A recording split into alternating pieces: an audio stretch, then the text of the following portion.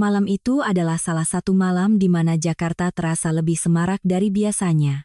Hotel bintang 5 termewah di pusat kota berkilauan oleh untayan lampu kristal yang membentang dari lobi utama hingga ke ballroom di lantai teratas. Di depan pintu masuk, puluhan mobil mewah silih berganti berhenti. Para tamu dalam balutan jas necis dan gaun malam mahal melangkah turun dengan senyum penuh ucapan selamat yang ditujukan kepada pria yang baru saja diangkat menjadi direktur. Pria yang menerima ucapan selamat itu adalah suami saya, Baskara. Ia berdiri di tengah lobi, setelan jas buatan desainer ternama semakin menonjolkan penampilannya yang gagah. Ibu dan bapak mertua saya tak henti-hentinya tersenyum dan menyapa setiap tamu. Ibu Ratna, ibu mertua saya, memperkenalkan putranya dengan suara yang penuh kebanggaan, seolah-olah seluruh Nusantara Group ini ada hanya untuk menanti hari di mana Baskara naik ke posisi itu. Saya berdiri di sampingnya dengan senyum tipis. Tak ada yang tahu bahwa kursi direktur itu hanyalah sebuah keputusan yang tidak pernah saya tentang. Saya menoleh untuk menatap ayah dan ibu saya. Keduanya mengenakan pakaian terbaik yang mereka miliki. Ibu saya, Ibu Siti, tetap dengan kebiasaannya menyanggul rambutnya dengan rapi. Ayah saya, Bapak Budi, mengenakan sepatu yang sudah beliau semir dengan saksama sejak pagi. Meskipun tidak semewah para tamu lain, di mata saya, mereka adalah dua orang yang paling terhormat. Saya berinisiatif menggenggam tangan ibu. Ibu jangan canggung, ini hari bahagia keluarga kita. Ibu hanya tersenyum lembut. Kamu bahagia, bapak dan ibu juga ikut senang. Mendengar kalimat itu, hati saya tiba-tiba terasa perih. Selama 3 tahun menjadi menantu, orang tua saya tidak pernah menuntut apapun. Mereka takut merepotkan putri mereka, sehingga sangat jarang datang berkunjung. Setiap kali bertemu, Ibu Ratna selalu menunjukkan sikap dingin, yang membuat ayah dan ibu saya semakin menjaga jarak. Hari ini, saya harus membujuk mereka cukup lama, agar mau datang. Saya sempat berpikir ini akan menjadi kesempatan bagi kedua keluarga untuk menjadi lebih dekat. Tapi saya salah. Dari kejauhan, Ibu Ratna melihat orang tua saya, dan senyum di wajahnya seketika lenyap. Ia berjalan cepat menghampiri, menatap ayah dan ibu saya dari ujung kepala hingga ujung kaki, lalu menyeringai. Oh, saya kira siapa? Ayah dan ibu saya tetap sopan menundukkan kepala. Selamat malam, Bu Besan. Ibu Ratna tidak menjawab. Matanya berhenti pada sepatu ayah saya yang sudah usang, lalu beralih ke tas kain yang sedang dipegang ibu. Ia tertawa sinis. Dasar orang kampung. Berani juga ya pakai baju begini datang ke hotel bintang 5? Suasana di sekitar mendadak hening. Beberapa tamu menoleh. Ibu saya tampak gugup. Kami hanya datang untuk memberi selamat pada anak-anak. Ibu mertua saya mengibaskan tangannya. Sudah, jangan berdiri di sini bikin malu keluarga saya saja. Orang kampung tempatnya di dapur, sana. Biar dilayani sama pelayan. Kalimat itu menggema di tengah lobi megah, membuat banyak orang mendengarnya. Wajah ibu memerah padam, ayah mengepalkan tangannya erat-erat tapi berusaha tetap tenang. Saya merasakan darah di tubuh saya seolah mendidih. 3 tahun. 3 tahun saya sudah cukup bersabar. Tapi hari ini, yang dihina bukanlah saya, melainkan ayah dan ibu saya. Saya melangkah maju, berdiri di depan mereka. Ibu, tolong ulangi ucapan ibu tadi. Ibu mertua saya melotot. Kamu berani menaikkan suaramu pada saya, hah? Saya menatap lurus ke matanya. Ayah dan ibu saya datang ke sini sebagai tamu. Mohon ibu hormati mereka. Ia tertawa keras. Tamu? Orang kampung mau diakui sebagai tamu? Tepat pada saat itu, bapak mertua saya, Pak Hartono, datang dari belakang. Ia baru saja mendengar kalimat terakhir dan langsung membentak. Ada apa ini? Ibu mertua menunjuk lurus ke arah saya. Ini menantumu membela orang tuanya. Dia berani mengajari saya. Pak Hartono tidak bertanya lebih lanjut. Ia mengangkat tangannya dan plak. Sebuah tamparan keras mendarat di pipi saya. Begitu keras hingga kepala saya terteleng ke samping. Seluruh lobi senyap seketika. Telinga saya berdengung. Sudut bibir saya mulai mengeluarkan darah. Ia menatap saya dengan pandangan penuh penghinaan. Miskin itu tidak usah sok punya harga diri. Anak dari kalangan rendah seperti kamu berani membantah orang tua. Perlahan saya menoleh, dan yang pertama saya lihat adalah wajah ibu saya yang pucat pasi. Ia gemetar begitu hebat hingga kedua tangannya tak henti-hentinya saling meremas. Ayah saya maju selangkah. Ia hendak mengatakan sesuatu, tapi kemudian mengurungkannya. Ia paham, jika ia angkat bicara sekarang, posisi putrinya akan semakin sulit. Saat itulah, suami saya, Baskara, mendekat. Ia melihat bekas merah di pipi saya, lalu bertanya, "Kamu ini kenapa?" Saya menatapnya. Ia melihat ayahnya baru saja menampar saya, tapi reaksinya begitu dingin. "Kalau kamu tidak membantah ayah dan ibu, tidak akan jadi begini. Minta maaf sana sama mereka." Saya tertegun. Sisa harapan terakhir di hati saya hancur berkeping-keping. Saya bertanya dengan suara sangat pelan, "Mas, apa Mas juga berpikir orang tuaku pantas dihina?" Ia menghela napas. "Kamu harus sadar posisi, Anindita.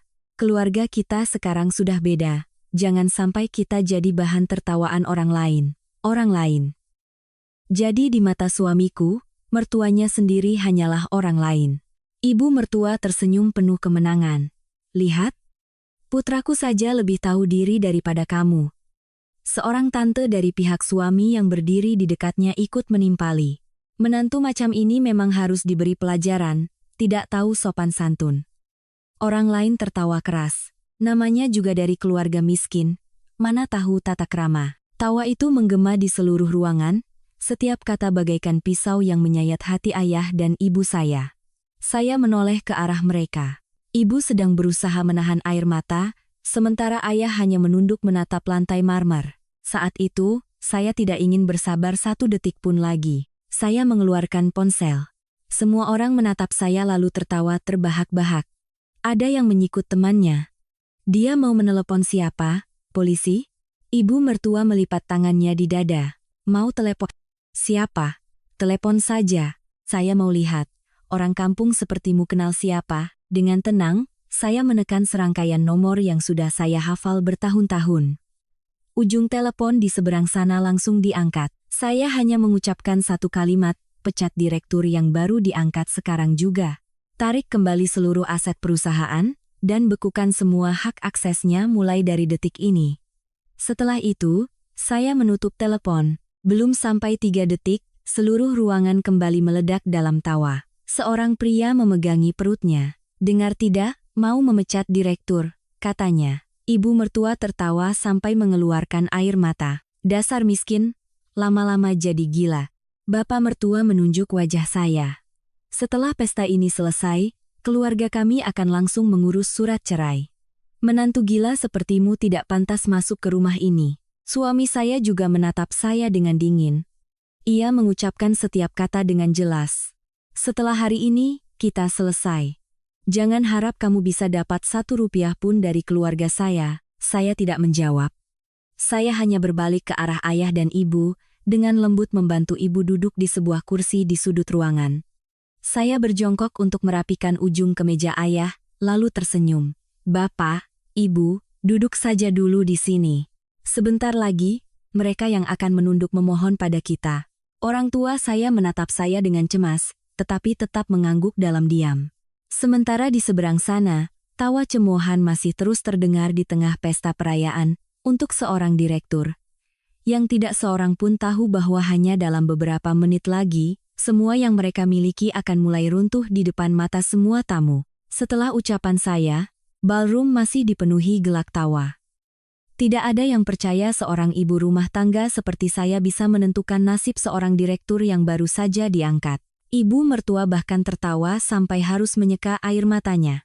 Ia melihat sekeliling lalu berkata dengan suara keras agar semua tamu bisa mendengar. "Lihat semua, inilah menantu saya. Seharian kerjaannya hanya melamun jadi orang kaya. Sekarang berani-beraninya menelepon mau memecat direktur. Ini lelucon paling konyol yang pernah saya dengar." Tawa kembali membahana. Beberapa orang bahkan mengeluarkan ponsel untuk merekam video. Ada yang berbisik kepada temannya, kalau diunggah ke media sosial pasti viral. Direktur baru dilantik, istrinya ternyata punya gangguan jiwa. Baskara, suami saya, berdiri di tengah kerumunan dengan wajah penuh kekesalan. Ia menatap saya seolah melihat orang asing. Sejak kami menikah, belum pernah ia menatap saya sedingin itu. Ia melangkah mendekat. Sudah cukup main dramanya, Anindita. Saya menatapnya dengan tenang. Belum. Ia tertawa hambar. Jangan berusaha lagi. Kamu pikir dengan sandiwara murahan seperti ini bisa mempertahankan pernikahan kita? Aku sudah terlalu lama bersabar denganmu. Saya bertanya, bersabar soal apa? Ia menjawab seketika. Bersabar dengan rasa mindermu. Bersabar dengan keluarga miskinmu. Bersabar dengan sikapmu yang selalu takut orang lain tahu kalau orang tuamu itu hanya petani. Saya terdiam. Ternyata di dalam hatinya, latar belakang orang tua saya selalu menjadi hal yang memalukan. Saya tidak pernah menyembunyikan pekerjaan mereka. Saya hanya tidak pernah memberitahunya siapa diri saya yang sebenarnya. Dan ia mengira saya minder. Ibu mertua ikut campur. Benar kata Baskara, kalau bukan karena dia mau menikahimu, seumur hidup pun kamu tidak akan pernah bisa menginjakkan kaki di lingkungan seperti ini? Seorang paman dari pihak suami mengangguk-angguk. Betul itu. Jadi menantu orang kaya itu harus tahu diri. Jangan mentang-mentang suami jadi direktur, kamu merasa jadi nyonya besar juga. Seorang wanita lain menyeringai. Lihat saja orang tuanya, berdiri di hotel mewah gayanya seperti di pasar desa. Memang ya, kalau dasarnya kampungan, ya tetap saja kampungan. Setiap kata, setiap kalimat, masuk ke telinga ayah dan ibu saya. Ibu menunduk, kedua tangannya mencengkeram tas kainnya hingga memutih. Ayah tetap duduk diam. Beliau hanya meletakkan tangannya dengan lembut di bahu ibu, seolah ingin berkata, sabar sebentar lagi. Melihat mereka berdua seperti itu, hati saya sakit seperti diremas. Dulu waktu kecil, ayah dan ibu pernah menahan lapar agar saya punya uang untuk sekolah. Saat musim hujan badai, ayah tetap pergi ke sawah dari pagi sampai petang. Ibu begadang menjahit baju pesanan orang demi bisa membayar uang sekolah saya. Mereka tidak pernah membiarkan saya kekurangan apapun. Satu-satunya hal yang tidak bisa mereka berikan adalah latar belakang yang gemerlap. Tapi saya tidak pernah malu karena itu. Sebaliknya, saya selalu bangga menjadi putri mereka. Ibu mertua masih belum berhenti. Ia menatap orang tua saya lalu mendengus dingin. Pak Besan, Bu Besan, kalau tahu diri lebih baik pulang saja. Di sini isinya orang-orang terpandang semua. Kehadiran kalian hanya merusak suasana. Ayah saya akhirnya berdiri. Beliau menunduk sedikit. Jika kehadiran kami mengganggu, kami mohon pamit. Mendengar itu, ibu juga bergegas berdiri. Ia tidak ingin putrinya semakin sulit, saya segera menahan tangan mereka berdua. Tidak, ayah dan ibu jangan pergi. Ayah menatap saya cemas. Nak, jangan karena kami, masalahmu jadi semakin rumit. Saya tersenyum. Percaya pada Anin, ayah. Cukup duduk di sini saja, semua akan segera berakhir. Ibu mertua terbahak. Benar-benar sudah tidak tertolong. Anak ini masih saja bermimpi di siang bolong. Bapak mertua mengibaskan tangannya. Biar saja dia. Tunggu pesta selesai, langsung kita suruh tanda tangani surat cerai. Begitu keluar dari rumah ini, kita lihat apa dia masih bisa sombong. Suami saya tidak berkata apa-apa. Ia mengambil gelas wine dan mengangkatnya. Terima kasih atas kehadiran Bapak, Ibu, dan teman-teman semua. Maaf sudah membuat kalian menyaksikan hal yang tidak menyenangkan. Setelah hari ini, saya akan menyelesaikan masalah ini. Semua orang segera mengangkat gelas mereka, menyambut dengan tepuk tangan meriah. Tidak ada yang peduli pada 3 orang yang duduk diam di sudut ruangan. Saya, ayah, dan ibu saya. Saya menatap suami saya. Bayangan pria yang saya kenal bertahun-tahun lalu muncul dalam ingatan. Saat pertama kali bertemu, ia hanyalah seorang sales biasa. Gajinya tidak besar, tekanan pekerjaan sangat tinggi. Pernah suatu kali ia duduk di trotoar, menghela napas panjang karena terus-menerus ditolak klien. Saya waktu itu hanya mengenakan celana jeans dan kemeja sederhana. Ia sama sekali tidak tahu siapa saya.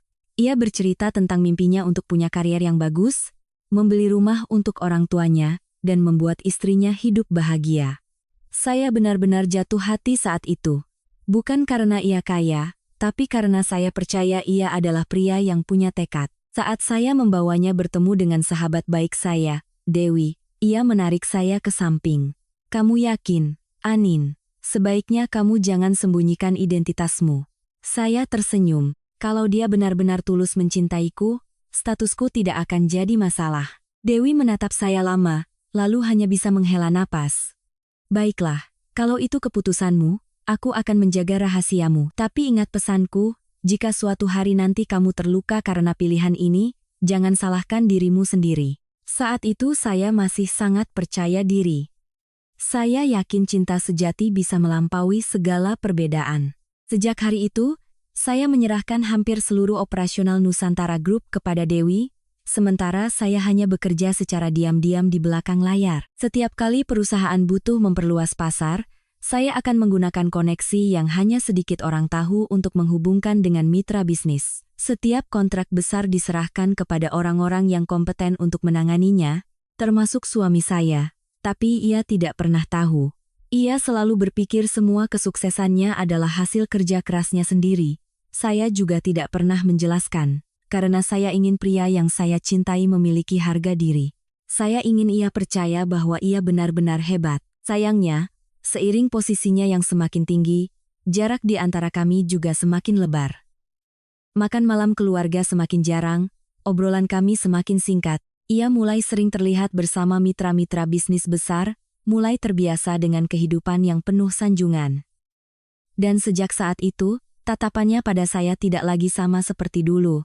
Ia sering secara tidak sengaja mengkritik cara berpakaian saya, mengeluh tentang orang tua saya yang kampungan, dan mencela rumah kecil tempat saya dibesarkan. Setiap kali itu terjadi, saya hanya diam. Saya pikir itu hanyalah gejolak sesaat karena ia baru mendapat jabatan. Saya percaya nanti ia akan sadar apa yang sebenarnya berharga. Tetapi hari ini, di tengah pesta ini, ketika ia memilih berpihak pada orang yang baru saja menampar istrinya, ketika ia membiarkan mertuanya dihina di depan ratusan orang, saya baru sadar, pria yang pernah saya cintai itu sudah lama menghilang. Saya masih duduk diam di samping orang tua saya, di tengah gelak tawa yang tak henti-hentinya menggema di seluruh ballroom. Tidak ada yang tahu bahwa hati saya saat itu justru terasa begitu tenang. Mungkin karena setelah bertahun-tahun bersabar, akhirnya saya mengambil keputusan yang seharusnya sudah saya ambil sejak lama. Saya menatap suami saya. Ia sedang mengangkat gelas berterima kasih kepada setiap tamu dengan senyum penuh kebanggaan. Cahaya panggung menyorot wajahnya, membuat saya tanpa sadar teringat pada masa lebih dari 8 tahun yang lalu. Saat itu, saya baru lulus kuliah dari luar negeri. Sahabat saya, Dewi, juga baru menyelesaikan program masternya di bidang administrasi bisnis. Kami berdua kembali ke Indonesia dengan tabungan yang tidak seberapa, tapi punya mimpi yang sama. Kami ingin membangun perusahaan kami sendiri. Bukan untuk membuktikan diri kepada siapapun, tapi untuk menciptakan sebuah tempat di mana orang-orang yang benar-benar kompeten akan dihargai. Hari-hari pertama sangat sulit. Siang hari kami mencari klien, malamnya kami duduk di kamar kos sempit untuk menyusun rencana pengembangan. Ada kalanya kami berdua hanya makan mie instan, ada bulan di mana uang di rekening hanya cukup untuk membayar gaji karyawan. Dewi sering tertawa. Kalau bulan depan kita tidak dapat kontrak, sepertinya kita harus jual mobil. Nin, saya hanya tersenyum. Tidak apa-apa, selama karyawan masih percaya pada kita, perusahaan ini masih punya harapan. Kami berjuang sedikit demi sedikit. 1 kontrak, lalu 2 kontrak, kemudian proyek-proyek yang lebih besar. Reputasi perusahaan perlahan terbangun berkat kualitas kerja kami. 3 tahun kemudian, perusahaan kecil kami telah menjadi nama yang dikenal oleh banyak mitra bisnis. Tepat pada saat itulah saya bertemu suami saya. Hari itu, saya sedang melakukan survei pasar untuk proyek baru. Hujan turun sangat deras. Ban mobil saya kempes di tengah jalan. Saat saya sedang sibuk menelepon bantuan, seorang pemuda dengan kemeja yang warnanya sudah agak pudar berlari menghampiri. Ia tersenyum ramah. Biar saya bantu, Mbak. Tidak usah, Mas. Saya sudah panggil bantuan. Ia menggeleng. Nunggunya bisa 1 jam lebih. Berdiri di tengah hujan begini bisa sakit nanti. Tanpa menunggu jawaban, ia langsung berjongkok mengganti ban mobil saya. Saat selesai, seluruh bajunya basah kuyup. Saya menawarkan uang sebagai ucapan terima kasih, tapi ia menolaknya. Membantu orang tapi dibayar, apa serunya? Kalau Mbak benar-benar mau berterima kasih, lain kali kalau ketemu traktir saya kopi saja. Itu adalah pertama kalinya saya tertawa begitu lepas setelah berbulan-bulan hanya memikirkan pekerjaan. Dari pertemuan-pertemuan selanjutnya, saya baru tahu ia adalah seorang sales di sebuah perusahaan skala kecil. Penghasilannya biasa saja, tekanan target penjualan sangat besar, bahkan ada bulan di mana uangnya tidak cukup untuk membayar sewa kamar kos. Tapi yang membuat saya kagum padanya adalah kerja kerasnya. Ia selalu bercerita bahwa ia ingin punya karier yang baik, ingin membuat orang tuanya hidup nyaman, dan ingin menjadi pria yang bisa melindungi istrinya. Kata-kata itu terdengar sangat tulus saat itu. Saya tidak pernah memberitahunya bahwa saya adalah pemilik perusahaan. Setiap kali kami berkencan, saya selalu berpakaian sederhana dan mengendarai mobil biasa. Ia masih mengira saya hanya seorang karyawati kantor. Pernah ia bertanya, "Kamu tidak merasa aku terlalu miskin?" Saya tersenyum. "Kalau aku hanya butuh uang, aku tidak akan duduk makan roti denganmu di taman kota begini." Ia menggenggam tangan saya. "Aku janji akan berusaha keras. Nanti, aku pasti tidak akan membiarkanmu hidup susah." Kalimat itulah yang membuat saya memutuskan untuk melangkah lebih jauh. Ketika hubungan kami sudah cukup serius, saya membawanya bertemu Dewi. Hari itu, setelah Baskara pulang, sahabat saya menatapnya lama. "Kamu benar-benar mencintainya?" Saya mengangguk, "Iya, aku mau menikah dengannya." Dewi terdiam sejenak. "Lalu, apa dia sudah tahu siapa kamu?" Saya menggeleng. "Belum, dan aku tidak berencana memberitahunya." Dewi terkejut. "Kenapa?" Saya tersenyum. "Jika seseorang mencintaiku hanya karena statusku, cinta itu tidak ada artinya. Aku ingin tahu, jika aku tidak punya uang dan jabatan, apa dia masih akan memilihku?" Dewi menghela napas pelan. "Aku mengerti, tapi kamu harus siap mental. Manusia itu mudah sekali berubah saat berhadapan dengan kekuasaan dan uang." Saya menggeleng dengan percaya diri. "Dia tidak akan seperti itu." Dewi menatap saya, lalu tersenyum pasrah. "Baiklah, jika itu yang kamu mau. Mulai hari ini, aku yang akan tampil di depan sebagai pimpinan. Daftar pemegang saham juga hanya akan mencantumkan namaku. Kamu tetap menjadi penanggung jawab strategi dan mitra bisnis di belakang layar. Tidak ada yang perlu tahu bahwa kamu adalah salah satu pendirinya." Saya menggenggam erat tangan sahabat saya. "Terima kasih, Wi." Sejak hari itu, Dewi menjadi wajah representatif Nusantara Group, sementara saya mundur ke belakang. Hanya beberapa anggota dewan direksi yang tahu kebenarannya. Bahkan banyak direktur level atas hanya menganggap saya sebagai seorang penasihat strategis. Saya merasa sangat nyaman dengan posisi itu. Tidak harus tampil di depan media, tidak perlu menghadiri pesta-pesta mewah. Saya punya lebih banyak waktu untuk keluarga kecil saya. Setelah menikah, saya hampir menyerahkan seluruh operasional harian kepada Dewi. Saya hanya fokus pada keahlian utama saya, yaitu membangun hubungan dengan klien-klien strategis. Banyak perusahaan besar menandatangani kontrak dengan Nusantara Group karena kepercayaan mereka pada saya. Tapi di semua acara penandatanganan, nama saya hampir tidak pernah muncul. Ada kontrak-kontrak bernilai ratusan miliar rupiah. Saya hanya secara diam-diam meneruskannya ke divisi penjualan. Dan orang yang paling diuntungkan adalah suami saya. Awalnya ia hanyalah seorang karyawan biasa. Setiap kali ada proyek yang cocok untuk mengembangkan kemampuannya, saya akan mengaturnya secara diam-diam. Bukan untuk pilih kasih, tapi karena saya benar-benar percaya ia punya potensi. Saya ingin ia diakui berkat hasil kerjanya sendiri. Setiap kali ia berhasil membawa pulang kontrak, ia akan memeluk saya dengan gembira. "Lihat, sayang, aku berhasil." Saya tersenyum bahagia. "Iya, aku selalu percaya padamu." Ia tidak tahu bahwa di balik kontrak-kontrak itu, ada begitu banyak pertemuan saya dengan para mitra. Begitu banyak waktu yang saya habiskan untuk meyakinkan mereka agar mau memberi kesempatan pada seorang karyawan yang masih muda. Setiap kali mitra bertanya, "Kenapa Anda begitu percaya padanya?" Saya hanya tersenyum. Karena dia orang yang pantas mendapatkannya. Saya tidak pernah meminta ucapan terima kasih, juga tidak pernah menceritakannya padanya.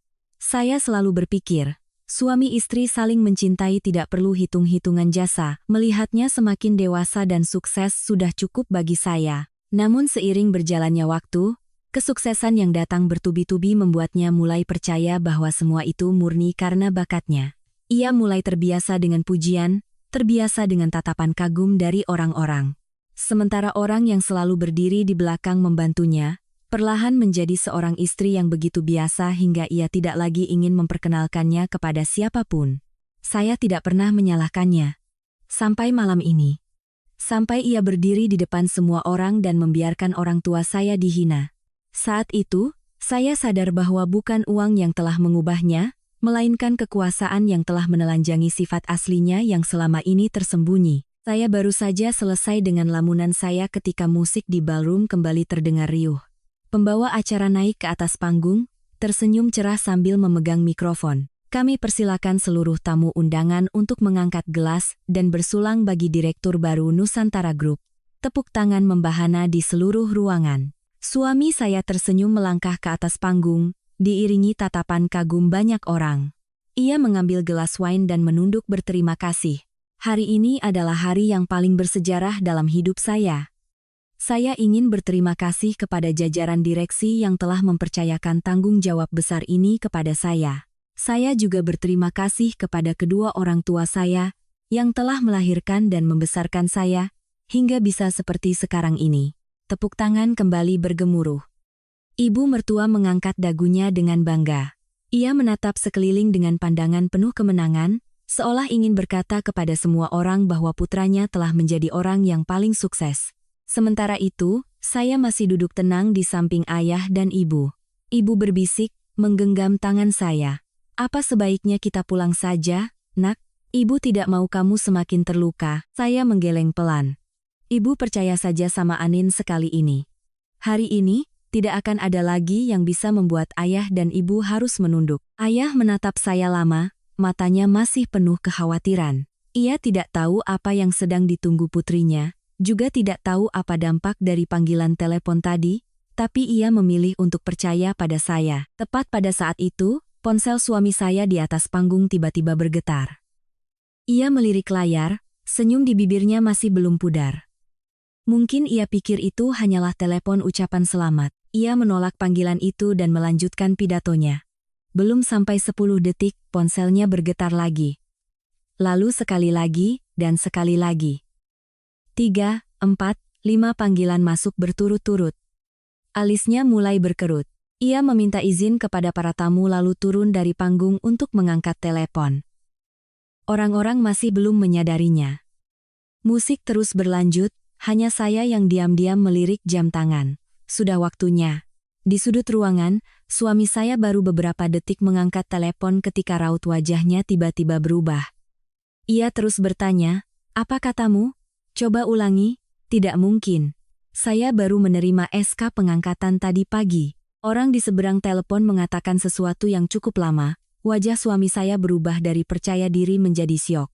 Akhirnya ia hanya menjawab, "Saya akan segera ke kantor." Ia menutup telepon, tapi belum sempat melangkah, ponselnya kembali berdering. Kali ini dari Kepala Departemen SDM. Baru saja ia mengangkatnya, ia langsung terdiam membatu. Setetes keringat mengalir di pelipisnya. Ibu mertua menyadari ada yang aneh, dan segera mendekat. "Ada apa, nak?" Baskara berusaha tersenyum. "Tidak ada apa-apa, Bu. Hanya ada urusan kantor sedikit." Tapi senyum itu terlalu dipaksakan. Bapak mertua juga menghampiri. "Perlu ayah temani?" Belum sempat Baskara menjawab, seorang sopir berseragam perusahaan berlari masuk dengan tergesa-gesa. "Pak Baskara, mobil dinasnya terkunci. Saya tidak bisa menyalakannya." Semua orang menoleh. Suami saya mengerutkan kening. "Kamu bicara apa?" Sopir itu menunjukkan kuncinya. "Sudah saya coba berkali-kali, Pak. Sistemnya memberitahu bahwa hak aksesnya sudah dicabut." Suasana mulai menjadi ricuh.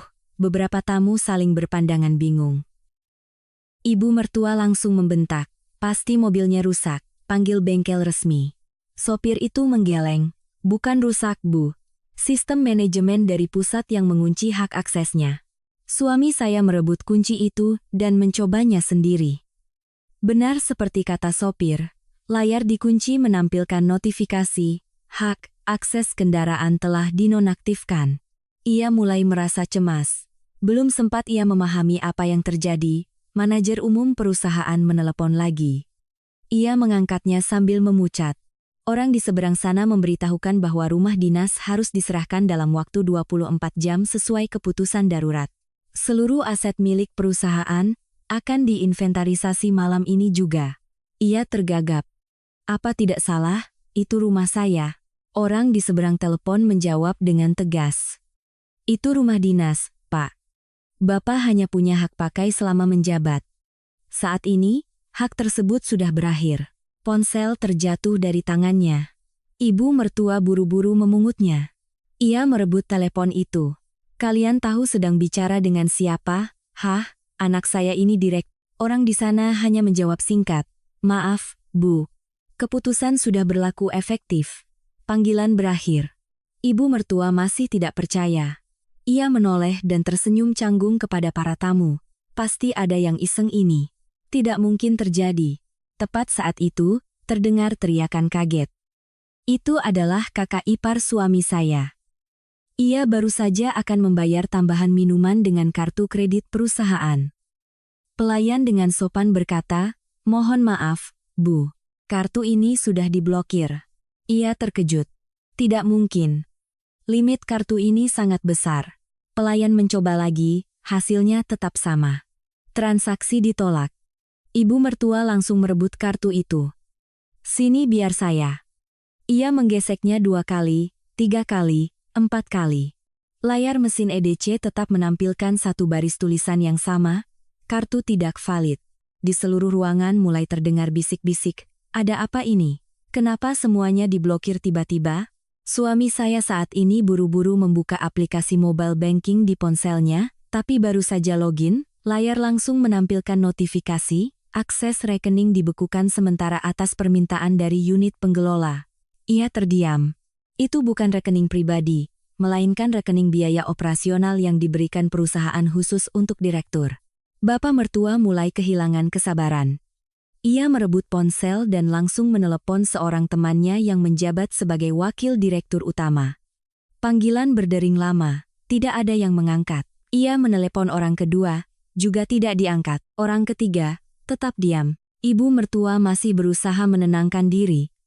Tidak apa-apa, mungkin mereka sedang rapat. Nanti juga ditelepon balik. Tapi ia sendiri tidak sadar suaranya sudah bergetar. Saya masih duduk di samping orang tua saya. Dengan tenang menuangkan teh untuk ayah, lalu menoleh pada ibu. Ibu minum dulu. Ibu menatap saya bingung. Nak, kamu tahu apa yang sedang terjadi? Saya tersenyum sangat tipis. Anin tahu, Bu. Dan ini baru permulaan.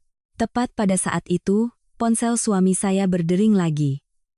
Kali ini di layar tertera tulisan, Presiden Direktur memanggil rapat darurat, segera. Ia berdiri mematung, tangan yang memegang ponsel gemetar tanpa henti. Untuk pertama kalinya sejak memasuki pesta, tatapan penuh kebanggaan dari pria yang baru saja menerima ucapan selamat itu telah lenyap total, digantikan oleh kepanikan yang bahkan ia sendiri tidak bisa jelaskan. Seluruh ballroom kini tidak lagi mengangkat gelas untuk bersulang. Semua mata tertuju pada suami saya. Ia berdiri mematung di tengah lobi. Ponsel di tangannya terus bergetar. Panggilan masuk silih berganti. Ada Kepala Departemen SDM, Direktur Keuangan, Kepala Divisi Audit Internal, bahkan Sekretaris Dewan Direksi. Setiap panggilan membuat wajahnya semakin pucat. Bapak mertua dengan tidak sabar menarik lengan putranya. Sebenarnya ada apa? Coba bicara. Suami saya berusaha menarik napas dalam-dalam. Aku juga belum jelas, ya. Kantor hanya minta rapat darurat. Bapak mertua membentak. Rapat ya rapat. Ibu mertua ikut menimpali. Betul itu. Kamu kan baru diangkat, pasti ada urusan penting. Jangan menakuti diri sendiri. Suami saya mengangguk sangat pelan, seolah berusaha meyakinkan dirinya sendiri. Tapi tepat saat itu, sebuah pesan dari sistem internal perusahaan muncul di layarnya. Keputusan penonaktifan jabatan berlaku segera. Mohon serahkan seluruh akses. Ia membaca tulisan itu berulang-ulang, lalu mengangkat kepala menatap sekeliling dengan pandangan penuh kebingungan. Tidak mungkin secepat ini. Ia segera menelepon kembali sekretaris Dewan Direksi. Telepon diangkat dengan cepat, suaranya tenang tapi dingin. Pak Baskara, mohon segera kembali ke kantor. Keputusan Dewan sudah dikeluarkan. Ia berusaha tetap tenang. Pasti ada kekeliruan, kan? Saya baru menerima SK pengangkatan tadi pagi. Orang di seberang menjawab, tidak ada kekeliruan. SK pengangkatan telah dibatalkan. Keputusan penonaktifan sudah berlaku efektif. Semua wewenang Bapak telah dicabut. Suaranya bergetar. Apa alasannya? Ujung telepon hening beberapa detik, lalu menjawab, pelanggaran serius terhadap kode etik pejabat manajemen. Melakukan tindakan yang berdampak buruk pada reputasi perusahaan. Panggilan berakhir. Ponsel di tangannya nyaris jatuh ke lantai marmer. Ibu mertua buru-buru menahannya. Apa katanya? Dinonaktifkan? Kenapa bisa? Belum sempat ia menjawab, dari pintu ballroom muncul 3 orang berseragam dari divisi audit internal. Mereka melangkah masuk dengan cepat. Pria yang berjalan di depan membawa sebuah map hitam. Seluruh ruangan seketika hening. Pria itu berjalan lurus ke hadapan suami saya. Pak Baskara, ini adalah surat keputusan dari Dewan Direksi. Mohon ditandatangani sebagai bukti telah menerima pemberitahuan. Suami saya membuka map itu, kedua tangannya gemetar. Di halaman pertama, tertulis dengan huruf kapital yang besar, keputusan pemberhentian jabatan direktur dan skorsing untuk kepentingan investigasi. Ia menggeleng berulang kali. Tidak, saya harus bertemu presiden direktur. Saya mau bertemu beliau sekarang juga. Pria itu menjawab dengan tenang. Mohon maaf. Saat ini presiden direktur tidak menerima tamu. Semua hal akan dibicarakan dalam rapat resmi. Bapak mertua menerjang maju. Kalian tahu dia ini siapa? Dia ini direktur. Pria itu menoleh. Mohon maaf, Pak. Saat ini beliau tidak lagi memegang jabatan tersebut. Udara seolah membeku. Banyak tamu saling berpandangan, bisik-bisik mulai terdengar. Baru beberapa menit yang lalu jadi direktur, sekarang sudah dipecat? Apa yang terjadi? Orang lain berbisik. Belum pernah lihat perusahaan bertindak secepat ini. Pasti ada masalah yang sangat serius. Ibu mertua tidak bisa menerimanya. Ia menunjuk wajah petugas audit. Kalian ini bagaimana kerjanya? Anak saya tidak mungkin dipecat. Kalian tahu dia baru saja diangkat? Pria itu tetap bersikap sopan. Keputusan yang baru menggantikan keputusan yang lama, Bu. Semua prosedur sudah sesuai aturan. Mohon keluarga bisa bekerja sama. Ibu mertua marah hingga tubuhnya bergetar. Ia menoleh ke arah suami saya. Telepon direktur utama. Telepon sekarang. Baskara buru-buru menekan nomor, panggilan berdering, tidak ada yang mengangkat. Ia menelepon orang kedua, tetap tidak diangkat. Orang ketiga, sibuk. Orang keempat, setelah beberapa kali dering, telepon diangkat. Belum sempat Baskara bicara, orang itu sudah memotong. Maaf, Baskara. Aku tidak bisa bantu apa-apa. Ini keputusan langsung dari level tertinggi. Jangan telepon aku lagi. Telepon dimatikan. Keringat di dahi suami saya mengalir deras. Ia tidak pernah mengalami semua koneksinya hilang serentak secepat ini. Seorang kolega yang biasanya memanggilnya abang kini diam-diam memalingkan muka. Seorang mitra yang tadi bersulang dengannya sekarang pura-pura sibuk berbicara dengan orang lain. Tidak ada yang mau mendekat, tidak ada yang mau terlibat. Bahkan kerabat yang tadi paling keras menertawakan saya kini mulai diam. Mereka merasakan ada sesuatu yang sangat tidak biasa. Tepat saat itu, ponsel bapak mertua berdering. Ia tampak gembira. Akhirnya ada yang telepon balik. Ia langsung mengangkatnya. Halo, Pak Suryo, ini saya. Tolong bantu bicara sedikit. Orang di seberang sana memotong. Maaf, Pak Hartono. Jangan telepon saya lagi. Saya baru dapat perintah untuk tidak ikut campur dalam masalah ini. Kalau saya masih berhubungan dengan Bapak, saya juga bisa kena masalah. Semoga Bapak beruntung. Panggilan berakhir. Bapak mertua terdiam membatu. Ia terus mencoba menelepon orang lain. Kali ini, baru berdering langsung ditolak. Orang ketiga menolak. Orang keempat mematikan telepon. Hanya dalam beberapa menit, Orang-orang yang pernah dianggapnya sebagai teman dekat semuanya lenyap. Ibu mertua mulai benar-benar panik. Ia menoleh pada suaminya. Apa jangan-jangan kamu ada salah? Nak, coba minta maaf sama pimpinan. Baskara menggeleng. Aku tidak tahu. Aku benar-benar tidak tahu. Saat itu, seorang manajer hotel mendekat. Mohon maaf, Bapak dan Ibu. Pihak perusahaan baru saja menginformasikan bahwa seluruh biaya pesta ini tidak akan ditanggung oleh anggaran perusahaan. Mohon keluarga bisa menyelesaikan pembayaran secara pribadi. Ibu mertua terperangah. Ia tergagap. Lebih dari 300 tamu, biayanya hampir 1 miliar rupiah. Bagaimana kami bisa bayar? Manajer itu hanya menunduk. Mohon maaf, Bu. Itu permintaan dari pihak pemesan acara. Seluruh ruangan kembali riuh. Beberapa tamu mulai diam-diam berdiri. Mereka tidak ingin terus berada di sebuah pesta yang berubah menjadi mimpi buruk. Saya masih duduk di samping orang tua saya, setenang seolah tidak ada apa-apa. Ayah menatap saya lama, lalu bertanya pelan. Nak, apa semua ini ada hubungannya dengan teleponmu tadi? Saya menatap ayah lalu tersenyum. Anin hanya meminta perusahaan menegakkan aturan, ya. Seorang pejabat manajemen yang menghina klien dan keluarga pimpinan lain di depan ratusan mitra bisnis sudah tidak pantas lagi mewakili perusahaan. Ayah belum sepenuhnya paham arti kalimat itu ketika dari arah pintu utama tiba-tiba terdengar keributan. Sekelompok pimpinan level atas perusahaan masuk satu persatu. Yang membuat semua orang terkejut, mereka semua berdiri berjajar di kedua sisi, seolah sedang menyambut kedatangan seseorang yang jauh lebih penting. Dan suami saya. Pria yang baru saja kehilangan segalanya dalam waktu kurang dari setengah jam, hanya bisa berdiri membatu menatap ke arah pintu dengan pandangan putus asa. Suasana di ballroom saat itu begitu hening hingga setiap langkah kaki terdengar menggema di lantai marmer. Semua orang serempak menoleh ke arah pintu utama. Mereka yang baru saja masuk adalah wajah-wajah familiar di jajaran direksi Nusantara Group. Ada wakil direktur utama, direktur keuangan, kepala divisi hukum, dan beberapa anggota Dewan Komisaris yang biasanya sangat jarang muncul bersamaan.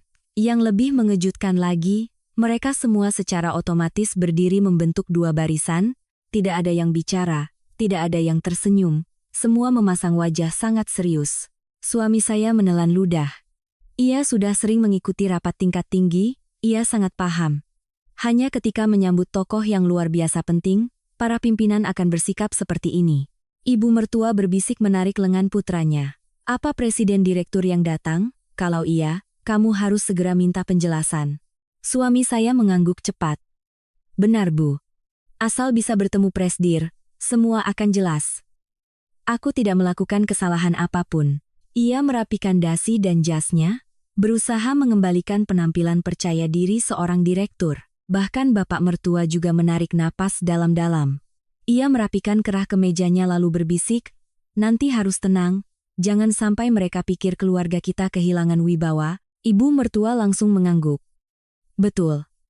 Siapa tahu hanya salah paham. Anakku sehebat ini, tidak mungkin dipecat begitu saja. Sementara itu saya masih duduk di samping orang tua saya. Ibu berbisik, Nak, apa sebaiknya kita pulang saja? Perasaan ibu tidak enak. Saya dengan lembut menggenggam tangan ibu yang mulai keriput. Ibu, Anin sudah bilang, hari ini ayah dan ibu cukup duduk tenang. Sisanya biar Anin yang urus. Ayah menatap saya. Di matanya masih ada banyak pertanyaan, tapi pada akhirnya beliau hanya mengangguk pelan. Beliau selalu percaya pada putrinya. Tepat pada saat itu, dari luar pintu terdengar suara langkah sepatu hak tinggi yang familiar. Seorang wanita mengenakan setelan kerja berwarna putih melangkah masuk. Rambutnya disanggul rapi, auranya kuat namun sangat tenang. Begitu melihatnya, seluruh jajaran pimpinan serempak menunduk. Selamat malam, Bu Presdir. Sapaan serempak itu membuat seluruh ballroom terhenyak. Para tamu mulai berbisik-bisik. Itulah Presiden Direktur Wanita Nusantara Group yang terkenal, sosok yang sangat jarang muncul di hadapan media. Ibu mertua segera mendorong suami saya. Cepat, sana sapa beliau. Baskara bergegas maju. Ia menunduk sangat dalam. Selamat malam Bu Dewi. Mohon berikan saya waktu beberapa menit untuk menjelaskan. Wanita itu, Sahabat saya Dewi tidak menatapnya. Ia hanya berjalan melewatinya begitu saja. Baskara termangu, lalu melangkah mengikutinya. Bu Presdir, mohon dengarkan saya. Tetap tidak ada jawaban. Semua orang memperhatikan dengan saksama. Mereka tidak mengerti mengapa Presiden Direktur bersikap begitu dingin. Lalu tiba-tiba, Dewi berhenti. Tapi bukan di depan suami saya, melainkan di depan tempat saya duduk. Sesaat kemudian, sesuatu yang membuat seluruh hadirin membeku terjadi. Wanita paling berkuasa di perusahaan itu tersenyum sangat lembut. Ia menundukkan kepala di hadapan ayah dan ibu saya. Selamat malam, Bapak, Ibu. Mohon maaf, sudah membuat Bapak dan Ibu mengalami hal yang tidak menyenangkan hari ini. Ayah dan ibu saya terkejut bukan main. Ibu buru-buru berdiri. Ibu ini, Dewi tersenyum. Saya Dewi, Bu. Sahabat Anindita. Saya juga yang sering menelepon menanyakan kabar Bapak dan Ibu lewat Anin. Orang tua saya termangu. Mereka tidak pernah menyangka orang yang sesekali mengirimkan oleh-oleh ke desa adalah Presiden Direktur yang terkenal ini. Sementara suami saya benar-benar membatu. Ia berdiri diam, matanya penuh keterkejutan. Ibu mertua tergagap. Presdir, kok kenal dengan besan saya? Bukan hanya kenal. Dewi menoleh menatap ibu mertua saya, tatapannya tidak lagi ramah. Bapak dan ibu ini adalah orang yang sangat saya hormati. Tidak ada seorang pun yang berhak menghina mereka. Ballroom kembali dipenuhi bisik-bisik. Ibu mertua mundur selangkah. Ia masih belum mengerti apa yang terjadi. Bapak mertua berusaha mengembalikan ketenangannya. Ia tersenyum canggung. Mungkin ada sedikit salah paham, Bu Presdir. Menantu saya, Anindita, hanya orang biasa. Mana mungkin, Dewi langsung memotong. Orang biasa? Bapak benar-benar berpikir begitu? Bapak mertua terdiam. Suami saya saat ini menatap saya tanpa berkedip. Di kepalanya tiba-tiba muncul banyak kenangan. Ia ingat setiap kali ia kesulitan. Selalu ada klien besar yang datang. Setiap kali proyeknya nyaris gagal, tiba-tiba ada yang membantu. Setiap kali ia dipromosikan, prosesnya selalu berjalan cepat. Dulu ia selalu menganggap itu adalah keberuntungan. Sekarang, untuk pertama kalinya, ia mulai ragu. Dewi menoleh ke arah seluruh tamu undangan. Suaranya tenang namun penuh wibawa. Hari ini saya hadir di sini bukan sebagai Presiden Direktur, melainkan sebagai seorang sahabat. Seseorang yang telah menyaksikan semua yang terjadi di keluarga ini selama bertahun-tahun. Seluruh ruangan hening. Tidak ada yang berani bersuara. Dewi melanjutkan. Mungkin semua orang berpikir sayalah pendiri tunggal Nusantara Group. Benar, saya adalah salah satu pendirinya. Tapi bukan satu-satunya. Kalimat itu membuat banyak orang terkejut. Bahkan para pimpinan pun saling berpandangan. Dewi perlahan menoleh ke arah saya. Tatapannya melembut. Selama bertahun-tahun, sahabat saya ini rela mundur ke belakang, rela tidak tampil di media, rela tidak menerima ketenaran apapun. Semua karena ia percaya bahwa cinta sejati tidak perlu didasari oleh uang atau status. Seluruh hadirin menahan napas. Ibu mertua menggeleng berulang kali. Tidak mungkin. Suami saya juga pucat pasi. Ia menatap saya, lalu menatap Dewi. Di matanya mulai muncul ketakutan. Dewi tersenyum tipis. Sudah waktunya, Anin. Kamu tidak perlu bersembunyi lagi. Biarkan semua orang tahu siapa dirimu sebenarnya. Saya perlahan berdiri, melangkah maju dengan tenang. Seluruh ballroom senyap. Setiap pasang mata mengikuti gerak-gerik saya. Tidak ada lagi yang tertawa, tidak ada lagi yang mencemooh.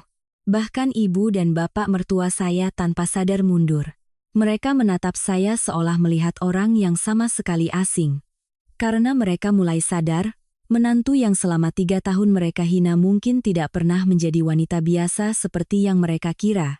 Saya berdiri diam di tengah ballroom, ratusan pasang mata tertuju pada saya. Ruangan luas yang tadinya riuh kini begitu hening. Saya menatap ayah dan ibu saya, keduanya masih belum pulih dari keterkejutan. Mereka hanya tahu saya berbisnis dengan sahabat saya. Bahkan mereka pun tidak pernah tahu skala perusahaan kami sudah sebesar ini. Saya tidak pernah ingin pamer.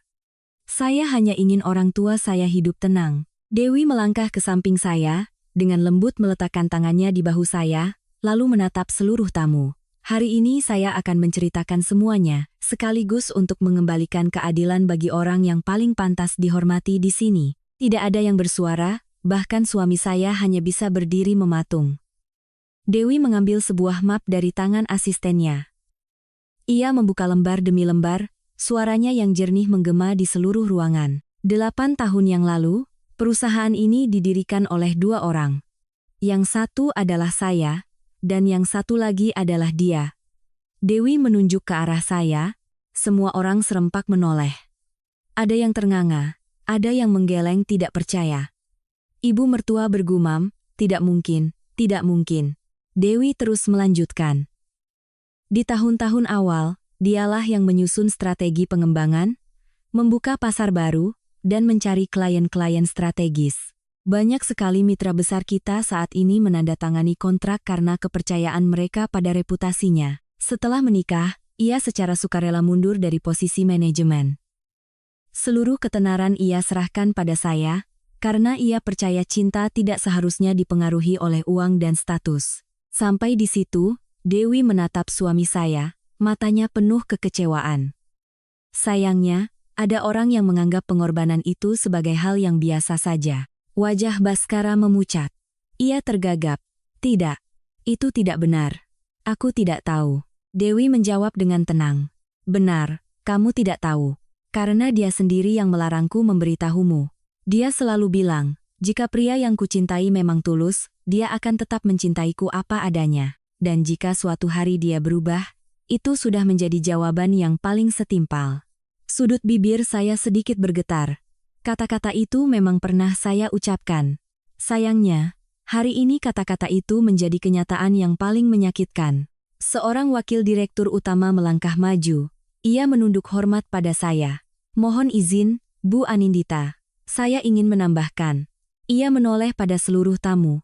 Saya bekerja di perusahaan ini sejak hari pertama berdiri. Saya bisa pastikan, semua strategi penting pengembangan perusahaan ini dirancang langsung oleh beliau. Tanpa beliau, tidak akan ada Nusantara Group seperti hari ini. Selanjutnya, Direktur Keuangan juga maju. Ia memegang setumpuk dokumen. Ini adalah daftar kontrak strategis selama 6 tahun terakhir. Ia membuka lembar demi lembar. Kontrak dengan korporasi multinasional, penghubungnya adalah Ibu Anindita. Proyek kawasan industri, negosiatornya adalah Ibu Anindita. Jaringan distribusi nasional, yang meyakinkan mitra secara langsung juga Ibu Anindita. Setiap kalimat yang diucapkan, wajah suami saya semakin pucat. Ia mulai teringat saat-saat di mana ia merasa akan gagal, tiba-tiba mitranya berubah pikiran. Proyek-proyek yang ia kira akan hilang, akhirnya berhasil dengan gemilang. Dulu ia pikir itu keberuntungan. Sekarang ia sadar, itu bukan keberuntungan, melainkan ada seseorang yang diam-diam membukakan jalan untuknya. Dewi melanjutkan. Dan soal pengangkatanmu menjadi direktur, apa kamu pernah berpikir kenapa Dewan Direksi memilihmu? Suami saya tidak menjawab, ia hanya menunduk dalam diam. Dewi berkata, dalam rapat final, dialah yang mengusulkan agar kamu diberi kesempatan. Saya sempat menentangnya, karena saya anggap kamu belum cukup matang. Tapi dia tetap gigih membelamu. Dia bilang, Baskara itu punya kemampuan, biarkan dia membuktikan dirinya. Sudut mata suami saya memerah. Ia menoleh menatap saya, suaranya tercekat. Kamu, yang merekomendasikan aku? Saya mengangguk sangat pelan. Iya, itu aku. Ia mundur selangkah, kedua kakinya seolah lemas. Kalau begitu, kenapa kamu tidak pernah bilang? Saya menatap lurus ke matanya. Aku ingin kamu bangga karena kemampuanmu sendiri, bukan karena punya istri yang mendukungmu dari belakang. Aku ingin kelak jika kamu sukses, kamu bisa mengangkat kepala dan berkata bahwa itu adalah hasil kerja kerasmu. Tapi aku tidak menyangka, kesuksesan justru membuatmu lupa siapa dirimu dulu. Air mata mulai mengalir di wajah suami saya.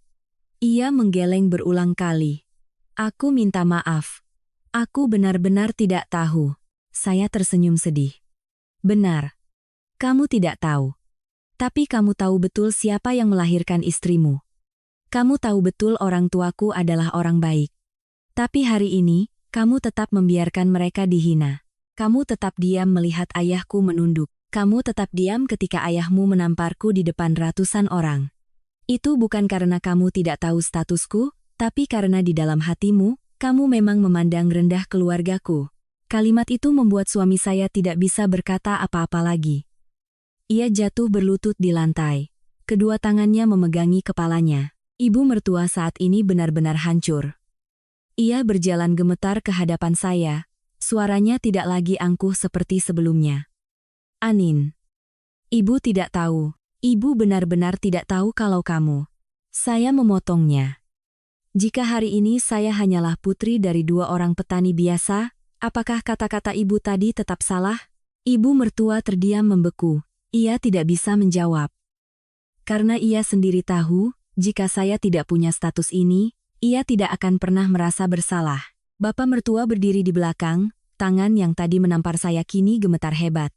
Ia menatap saya, lalu menatap orang tua saya, matanya penuh penyesalan. Sementara para tamu undangan, mereka mulai menatap keluarga suami saya dengan pandangan yang sama sekali berbeda. Tidak ada lagi kekaguman, yang tersisa hanya penghinaan dan kekecewaan terhadap orang-orang yang telah menghina pendiri perusahaan dan orang tuanya.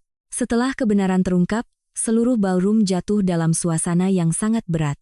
Tidak ada lagi tawa, tidak ada lagi ucapan selamat. Yang ada hanya tatapan penuh keterkejutan yang diarahkan kepada keluarga suami saya. Para tamu yang tadi ikut-ikutan mencemu orang tua saya kini mulai menundukkan wajah. Ada yang diam-diam meletakkan gelasnya, ada yang buru-buru mengambil jasnya. Tidak ada yang mau berlama-lama di sebuah pesta yang pemiliknya baru saja kehilangan seluruh martabatnya. Seorang pengusaha senior mendekati saya. Ia menunduk dengan sangat sopan. Saya minta maaf, Bu Anindita. Tadi saya tidak tahu kebenarannya, sehingga tidak membela ibu dan kedua orang tua. Saya harap ibu bisa memaafkan. Saya tersenyum tipis. Sudah berlalu, Pak. Beliau mengangguk pelan lalu menoleh ke arah suami saya, tatapannya hanya menyisakan kekecewaan. Beliau berkata perlahan, seseorang yang tidak menghargai orang yang selalu berada di belakangnya, juga tidak akan bisa menghargai mitra bisnisnya. Mohon maaf, mulai hari ini, perusahaan kami akan meninjau kembali seluruh rencana kerjasama. Setelah berkata demikian, ia berbalik dan meninggalkan ballroom. Sesaat kemudian, seorang tamu lain juga mendekat. Ia menjabat tangan Dewi lalu, dengan hormat menyapa saya. Kami sangat bangga bisa bekerja sama dengan Nusantara Group, tapi saya tidak bisa terus duduk semeja dengan orang-orang yang menghina pendirinya. Semoga Ibu dan Bu Dewi sehat selalu. Ia pun pergi. Hanya dalam beberapa menit, banyak tamu undangan satu persatu berdiri. Tidak ada yang berteriak, tidak ada yang mengkritik. Justru keheningan itulah yang membuat keluarga suami saya merasa lebih terhina daripada makian apapun. Ibu mertua panik. Ia berlari mengejar beberapa orang. Mohon jangan salah paham, kami hanya terbawa emosi sesaat. Mohon tetap di sini. Tapi tidak ada yang berhenti. Bapak mertua juga berusaha menahan para tamu. Ia terus-menerus menunduk meminta maaf, sayangnya tidak ada lagi yang mau mendengar. Kurang dari 10 menit, lebih dari separuh ballroom sudah kosong. Meja-meja yang ditata dengan indah kini hanya menyisakan gelas-gelas wine yang belum terminum. Panggung yang tadinya gemerlap mendadak terasa dingin. Pembawa acara diam-diam sudah pergi. Band juga sudah lama berhenti bermain. Di seluruh ruangan hanya terdengar langkah kaki para tamu yang pulang. Ibu mertua terduduk lemas di kursi. Ia menutup wajahnya dan menangis. Kenapa jadi begini? Padahal hari ini seharusnya hari bahagia keluarga kita. Bapak mertua dengan marah menoleh pada suami saya. Ini semua gara-gara kamu. Kalau saja dari awal kamu membela istrimu, tidak akan jadi begini. Baskara mengangkat kepalanya, matanya merah. Ayah. Ayah yang menamparnya lebih dulu. Bapak mertua terdiam. Seketika ibu mertua menoleh dan membentak suaminya. Masih bisa bicara kamu? Kalau kamu tidak emosian, tidak akan ada masalah ini. Bapak mertua balas membentak. Memangnya kamu lebih baik? Kamu yang lebih dulu menghina besan kita. Mereka berdua mulai bertengkar di tengah ballroom. Saling menyalahkan, saling menuduh.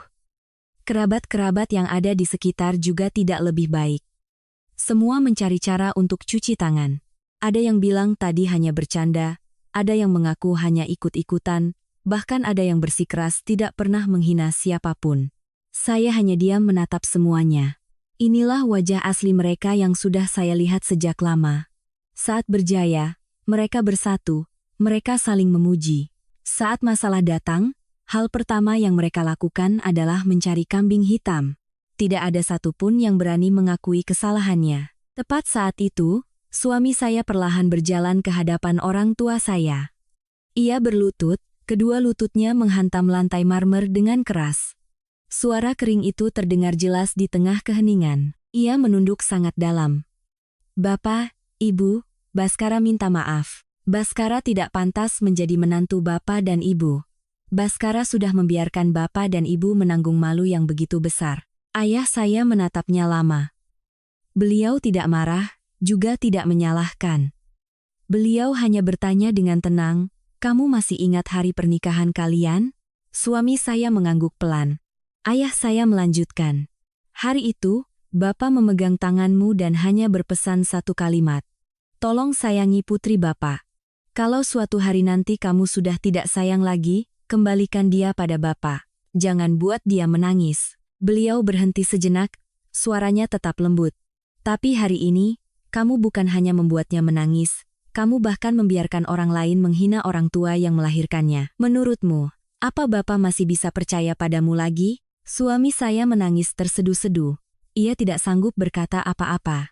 Ibu mertua saat ini juga berlutut. Ia merangkak ke hadapan ibu saya. "Bu Besan, saya salah. Mohon maafkan saya. Saya tidak seharusnya merendahkan Bapak dan Ibu. Saya tidak seharusnya menghina keluarga Ibu." Ibu saya mundur. Ia menatap wanita yang selama ini selalu memandangnya rendah, suaranya tetap lembut seperti biasanya. "Ibu berdiri saja. Saya tidak mau ada yang berlutut di hadapan saya." Ibu mertua menangis semakin keras. Ia memegang ujung kebaya ibu saya. "Tolong, Bu Besan. Tolong katakan pada Anindita agar mau memaafkan kami." Ibu saya menggeleng pelan. "Masalah ini bukan lagi hak saya untuk memutuskan. Yang paling terluka adalah putri saya." Semua mata kini tertuju pada saya. Baskara berbalik, ia berlutut tepat di hadapan saya, air matanya tak henti-hentinya mengalir. "Anin, aku minta maaf. Aku tahu aku salah. Aku akan mengundurkan diri. Aku akan pindah rumah dengan orang tuaku. Aku akan merawat orang tuamu seumur hidupku.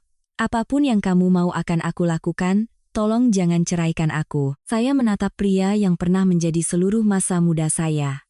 Jika ini terjadi beberapa tahun lalu, mendengar kata-kata ini mungkin saya akan memeluknya dan menangis. Tapi sekarang, di hati saya tidak ada lagi dendam, juga tidak ada lagi cinta. Yang ada hanya ketenangan seseorang yang telah sepenuhnya melepaskan. Dengan lembut, saya mengeluarkan sebuah map dari tas tangan yang sudah saya siapkan beberapa hari sebelumnya. Itu adalah surat gugatan cerai. Saya meletakkannya di hadapannya. Suara saya begitu tenang hingga saya sendiri terkejut. "Kamu tidak perlu melakukan apapun lagi. Kita selesai di sini. Ini bukan keputusan yang kuambil karena hari ini. Ini adalah keputusan yang sudah kusiapkan sejak aku sadar bahwa pria yang dulu kucintai sudah tidak ada lagi." Baskara mengambil surat itu, kedua tangannya gemetar hebat. Ia menatap tulisan di kertas itu, lalu kembali menatap saya, matanya penuh keputusasaan. Ia tahu, kali ini, wanita yang selalu diam-diam berada di belakangnya telah benar-benar berbalik pergi, dan tidak akan ada lagi kesempatan baginya untuk menahannya. Baskara memegang surat gugatan cerai itu untuk waktu yang lama. Tangannya begitu gemetar hingga kertas itu mengeluarkan suara gemerisik di tengah keheningan. Ia mengangkat kepala menatap saya, matanya merah karena air mata dan keputusasaan. "Apa kamu benar-benar tidak memberiku kesempatan lagi, Anin?" Saya menatap pria yang pernah menjadi segalanya bagi saya dengan tenang. Jika hari ini yang dihina hanya aku, mungkin aku masih akan berpikir ulang. Tapi yang mereka sakiti adalah ayah dan ibuku. Itu adalah batas yang tidak akan pernah kuizinkan siapapun untuk melewatinya. Ia menunduk dalam, air matanya jatuh membasahi surat itu. Ia tahu ia telah kehilangan segalanya. Bukan karena jabatan, bukan karena harta, tapi karena ia telah kehilangan orang yang selalu diam-diam mendukungnya. Selama ini, ibu mertua mendekat. Ia kembali berlutut di hadapan saya, suaranya serak. "Nak, ibu salah. Ibu mohon, asalkan kamu mau kembali, ibu akan memperlakukan orang tuamu seperti orang tua kandung ibu sendiri. Ibu akan menebus semuanya." Saya menggeleng pelan. Jika hari ini saya masih putri dari 2 orang petani biasa, jika saya tidak punya status ini, apakah ibu akan mengucapkan kata-kata itu? Ibu mertua menangis. Ia tidak bisa menjawab, karena ia tahu persis jawabannya. Saya menatapnya. Hal yang paling menyakitkan bagi saya bukan kata-kata ibu kepada saya, tapi cara ibu memperlakukan 2 orang yang telah melahirkan saya. Mereka tidak pernah berbuat salah. Mereka hanya tidak punya uang. Tapi kemiskinan bukanlah sebuah kejahatan. Ibu mertua menunduk dalam-dalam, tidak lagi punya keberanian menatap saya. Bapak mertua berjalan perlahan. Ia berdiri lama di depan ayah saya, lalu tiba-tiba menundukkan kepala. "Maafkan saya, Pak Besan. Saya salah. Saya tidak punya hak untuk merendahkan Bapak." Ayah saya dengan lembut menahan bahunya agar berdiri tegak. Beliau hanya berkata satu kalimat. "Sebagai orang tua, hal yang paling menyakitkan adalah melihat anak kita disakiti." Saya tidak menyalahkan Bapak, tapi saya juga tidak bisa memaafkan atas nama putri saya. Bapak mertua terdiam. Ia menoleh menatap putranya, matanya hanya menyisakan keputusasaan. Baskara saat ini masih berlutut. Ia menatap saya. "Jika kamu mau, aku akan pergi dari Jakarta. Aku akan memulai semuanya dari nol, asalkan kamu tetap di sisiku." Saya tersenyum sangat tipis, senyum yang tidak lagi mengandung air mata. "Kamu tahu apa yang paling aku butuhkan?" Ia diam. "Rasa hormat. Saat aku menikah denganmu, aku tidak butuh rumah mewah, mobil mewah, atau status sosial. Aku hanya butuh kamu menghormatiku dan menghormati orang tuaku. Tapi kamu gagal melakukannya. Sekarang, semuanya sudah terlambat." Saya membungkuk, dengan lembut meletakkan cincin kawin kami di telapak tangannya. "Cincin ini ku kembalikan. Mulai hari ini, kita bukan lagi suami istri." Ia memeluk cincin itu erat-erat, menangis seperti anak kecil. Tapi di hati saya, tidak ada lagi riak. Dewi dekat, ia meletakkan tangannya di bahu saya. Semua urusan sudah disiapkan. Mobil sudah menunggu di luar. Saya mengangguk, lalu menoleh pada orang tua saya. "Ayah, Ibu, kita pulang." Ibu saya menggenggam tangan saya, matanya masih sembab. "Apa kamu menyesal, Nak?" Saya tersenyum. "Tidak, Bu. Anin hanya menyesal telah membiarkan ayah dan ibu menahan sakit hati selama 3 tahun ini. Mulai sekarang, Anin tidak akan membiarkan itu terjadi lagi." Ayah saya meletakkan tangannya di bahu saya. Beliau tersenyum lembut. "Putri ayah sudah benar-benar dewasa sekarang." Kami bertiga berjalan perlahan menuju pintu keluar. Tidak ada yang menoleh ke belakang. Di belakang kami, terdengar isak tangis ibu mertua, panggilan putus asa dari suami saya, dan helaan napas bapak mertua. Semuanya perlahan mengecil seiring pintu ballroom tertutup. Sebuah babak lama dalam hidup saya pun resmi berakhir. 3 bulan. Kemudian, pengadilan mengesahkan perceraian kami. Saya meninggalkan rumah dinas itu tanpa membawa satupun barang dari keluarga mantan suami saya. Semua yang menjadi milik saya sudah saya miliki jauh sebelum bertemu dengannya. Sementara keluarga mantan suami saya, setelah Baskara dipecat, seluruh mobil dinas ditarik kembali. Rumah dinas juga diserahkan kepada perusahaan. Tunjangan dan fasilitas lainnya dihentikan total. Banyak mitra bisnis membatalkan kerjasama. Orang-orang yang dulu setiap hari datang ke rumah mereka, kini tidak pernah muncul lagi. Kemanapun mereka pergi, mereka selalu mendengar orang membicarakan pesta malam itu. Kisah tentang direktur yang membiarkan istri dan mertuanya dihina lalu kehilangan segalanya dalam sekejap menyebar cepat di kalangan bisnis, tidak ada lagi yang menyebut jabatan lamanya. Orang-orang hanya menyebutnya sebagai pelajaran tentang kesombongan dan rasa tidak tahu berterima kasih. Pernah saya dengar dari Dewi, mantan suami saya berkali-kali menulis surat untuk meminta bertemu, tapi kemudian merobeknya sendiri. Ia bilang ia sudah tidak punya muka lagi untuk bertemu saya. Saya hanya tersenyum. Ada permintaan maaf yang, setulus apapun, tidak akan pernah bisa memutar kembali waktu. Suatu sore di akhir tahun, saya mengajak ayah dan ibu saya pulang ke desa, mengunjungi sawah tempat saya dibesarkan. Ibu masih sibuk memetik sayuran. Ayah masih merawat petak-petak padinya seperti tahun-tahun sebelumnya. Pemandangannya tidak berubah, tapi hati saya terasa lebih lapang dari sebelumnya. Dewi yang ikut bersama kami bertanya pelan, "Apa kamu pernah menyesal telah menyembunyikan identitasmu?" Saya menatap hamparan sawah hijau di depan mata, lalu tersenyum. Tidak. Kalau bukan karena masa-masa itu, aku tidak akan pernah bisa melihat hati manusia dengan jelas.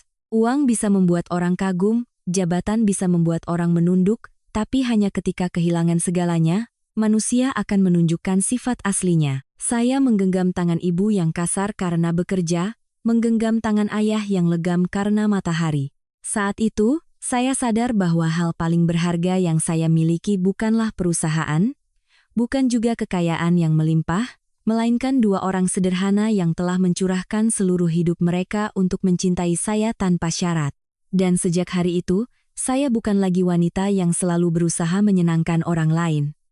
Saya hanya hidup untuk membalas cinta orang tua saya, hidup untuk melindungi orang-orang yang tulus menyayangi saya. Karena saya telah belajar satu hal yang sangat sederhana, seseorang bisa memulai lagi dari nol, tapi jika ia kehilangan harga diri dan keluarga, maka meskipun ia berdiri di puncak kesuksesan, pada akhirnya yang tersisa hanyalah tangan hampa.